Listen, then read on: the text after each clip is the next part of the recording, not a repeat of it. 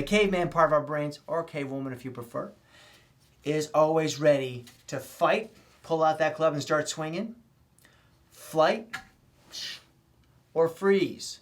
Now, with the fight response, you see this oftentimes in a work situation or a family situation with arguing, blaming, defending, attacking.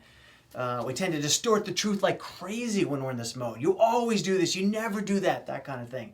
So I'm sure you know people that tend to be like this a lot. But we all do it every day, at least for a little bit of time. We don't always show it, but we're there sometimes, at least in traffic.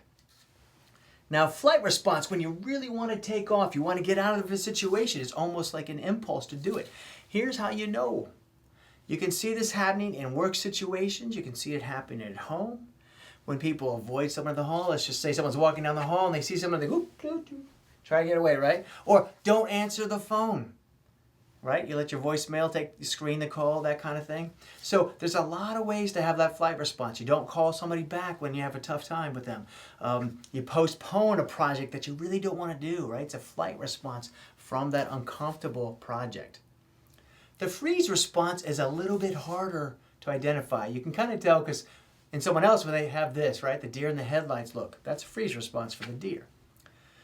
So with a freeze response, it's really tough because we literally almost go into a slight paralysis for a brief second or two, or maybe longer sometimes. But something feels so overwhelming that it feels safer to some part of our brain, the caveman here, to freeze up. And that's tough, but you know, sometimes when someone is yelling at somebody else, they kind of freeze up, and guess what? They're not hearing what you're saying. We can't hear it. I know I've been in a situation where someone was threatening to me, and you know, they had a lot of power over me, and they were yelling at me, and all of a sudden I found myself going into a freeze response.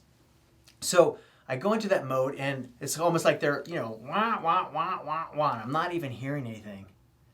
And then later on, I'm thinking, oh, if only I had said this. If only I said that, right? So my caveman trying to assert its fight or flight response, but I'm having a hard time coming up with something.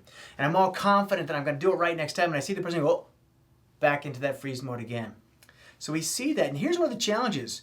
When we or somebody else is in freeze mode, we're not hearing, we're not learning, we're not able to make any changes.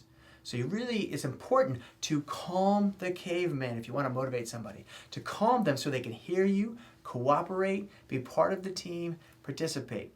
Because as long as that caveman is taking over, as long as you have a fight response or a flight response or freeze response, the artist is out of sight. Not there, not present. You're not being able to be creative or thoughtful or really look at new solutions. So, calm the caveman. Don't let the F responses run your life. The